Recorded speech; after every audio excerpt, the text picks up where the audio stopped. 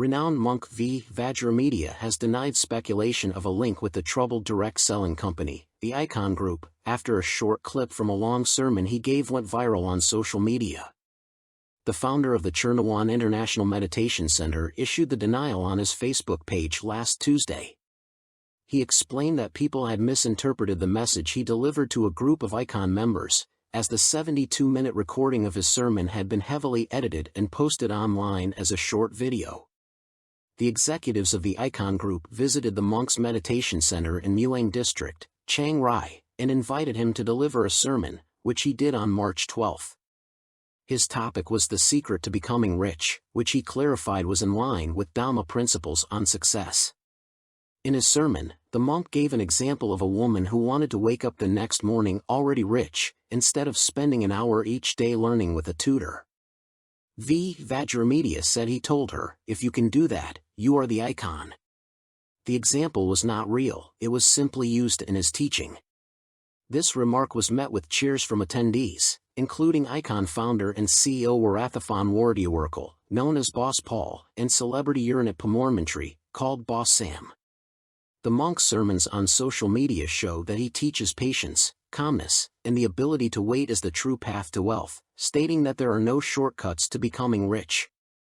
Vajiramedhia apologized if his sermon caused any misunderstanding and promised to be more careful with his words in the future.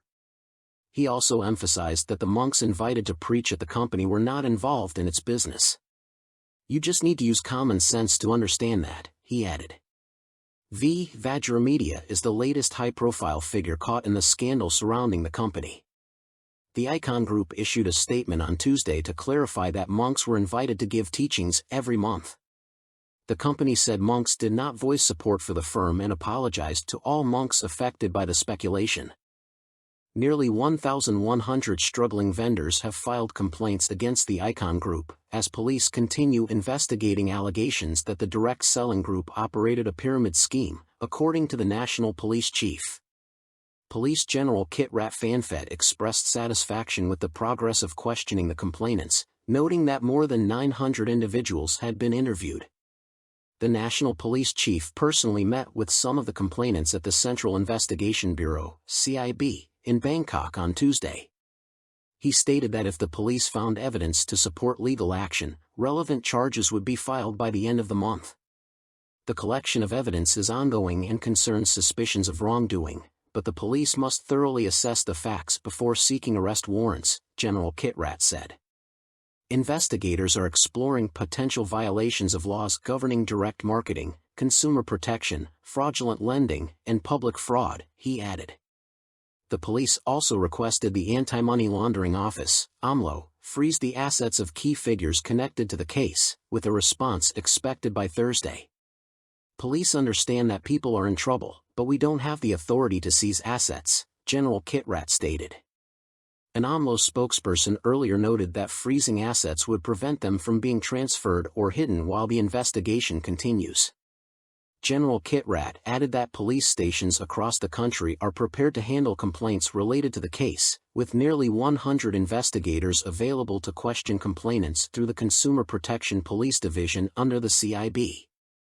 The Department of Special Investigation, DSI, is also investigating the Icon Group's financial records dating back to its founding in 2019, said Police Colonel Yuthana Preetam, the agency's acting Director General. DSI officials suspect irregularities in the company's financial statements and are working to determine whether it operated a pyramid scheme, laundered money, or engaged in fraud. The Icon Group attracted numerous people by offering online marketing courses costing less than 100 baht. However, once enrolled, participants said they were asked to spend much larger sums purchasing health supplements to sell. After that, they were required to pay for online ads to recruit new members, for which they would earn commissions.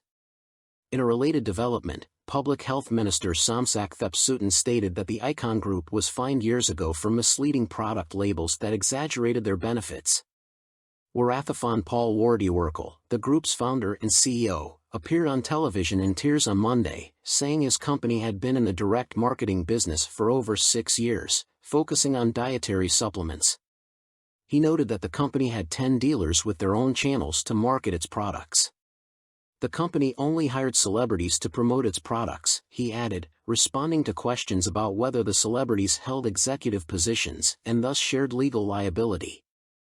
Former 4th Army Chief, General Pisal Wattanawongkiri, a list MP and fugitive defendant in the attack by massacre case, has resigned from the Pheu Thai party. His resignation was announced on Tuesday by Wisat Arun, head of MPs in the coalition core Pheu Thai party.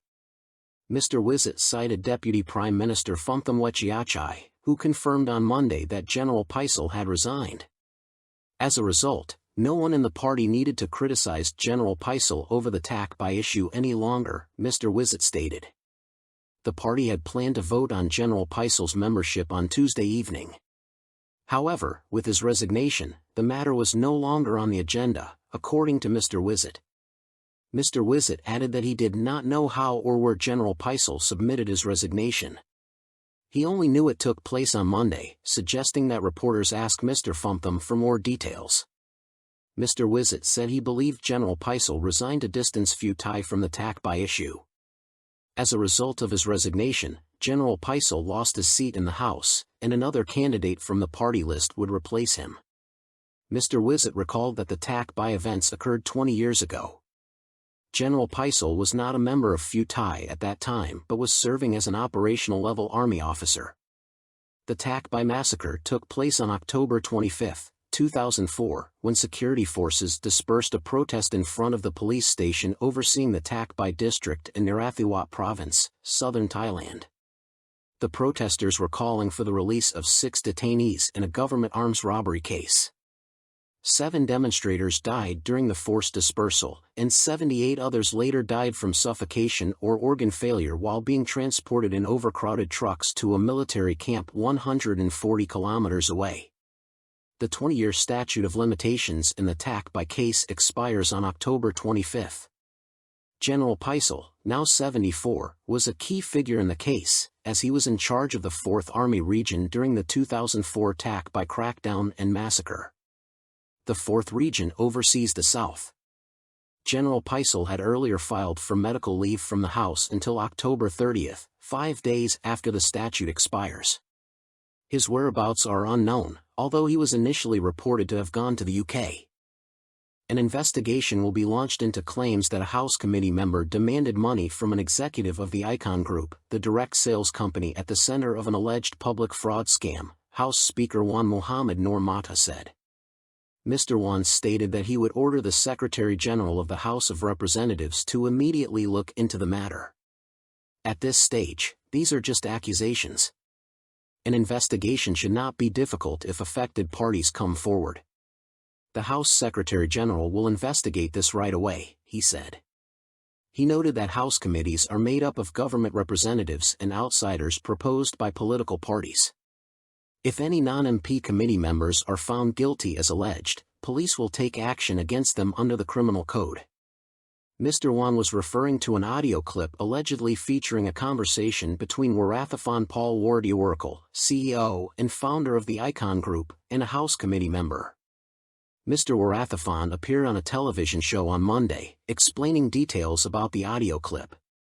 He admitted to speaking with a man in the clip, though the conversation took place about 2 years ago and had no relation to current issues.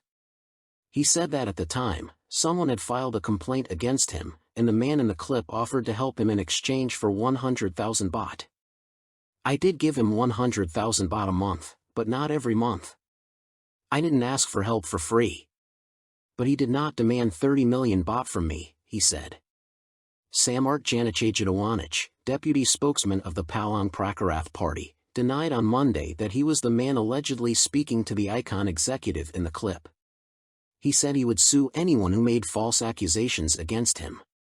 Mr. Samart stated that he is currently abroad and would provide more information to the media upon his return. Actor Pakernboy Chabarirak met with police on Monday and told reporters that he had terminated his contract as a presenter for the Icon Group and was among the affected parties. The actor accompanied 40 others to the Consumer Protection Police Division in Bangkok to file complaints against the company he had previously promoted. According to Mr. Pakern, the Icon Group had used him as a tool to attract people into its network. His pictures were used without his consent, he claimed. He said that, after ending his contract with the company, he was willing to return the money he had earned from it. Mr. Pakern added that many affected people had contacted him because they didn't know how to file complaints, so he accompanied them on Monday. He expressed support for those who had lost their money, accusing the company of hiding information and misleading him. Mr. Pakern said he was willing to cooperate with the justice system and was not trying to justify any wrong he may have unknowingly committed. His statement came a day after popular TV host and actor Kankanathavan distanced himself from the company. Police said on Monday they had questioned 635 complainants in the Icon Group investment case, who reported losses totaling 232 million baht. Last Friday, officers from the Consumer Protection Police Division and the Office of the Consumer Protection Board searched the company's premises to gather information. They also examined 15 products the company claims to sell. An investigation revealed that the company's annual revenue reached up to 5 billion baht despite having only 15 products for sale. Authorities are now investigating whether the sales figures align with the company's reported revenue and whether the products were distributed to the public.